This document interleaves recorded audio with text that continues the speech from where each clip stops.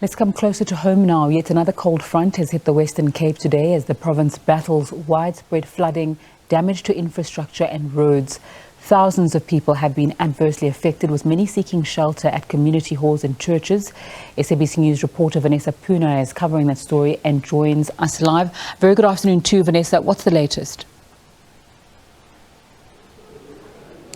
Good afternoon to you. Yes, and some of those residents you're talking about that are seeking shelter, we're actually finding them here at a local church in Rawsonville. Of course, what happened is the local river overflooded on Tuesday.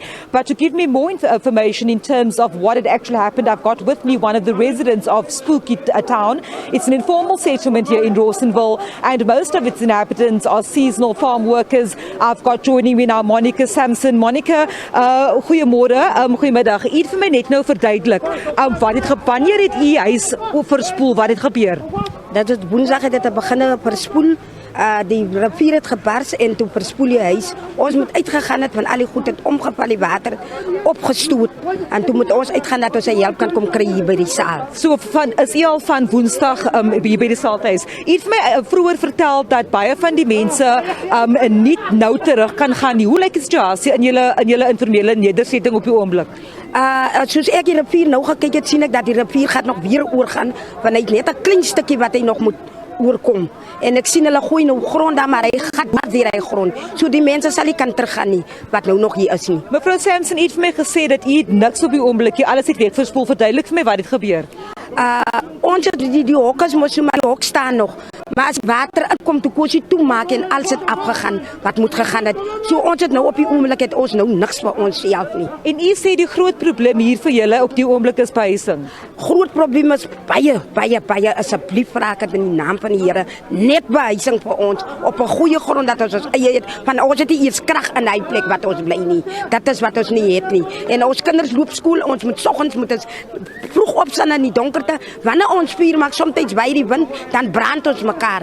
So ons wil net krag hê en ons wil grond hê asseblief. Mevrou Sampson, baie dankie vir die tyd. Of course, there, Monica Sampson, one of the residents that were affected by the severe weather that has lashed the Western Cape over the past few days. Of course, behind me, I don't know if I can step out of shot for just a second. You'll see humanitarian aid is coming to Rawsonville.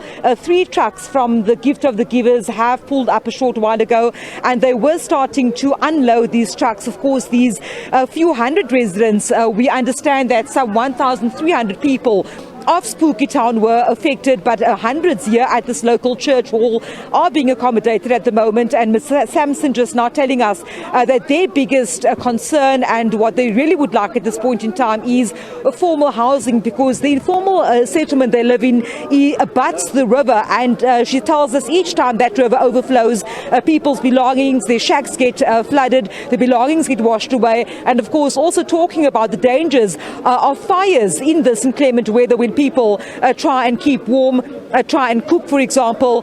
Many times they also experience shack fires in this area. But of course, humanitarian aid happening at the moment as we speak. I just for the moment can't seem to find disaster management officials, but they of course are busy coordinating these efforts here to make sure that at least those who have been left stranded get at least, I've seen mattresses being brought in. I've also seen food packs being distributed, being brought off the truck into the hall for distribution for those that have been affected by the heavy downpours and icy weather conditions that finds itself still gripping large parts of the Western Cape.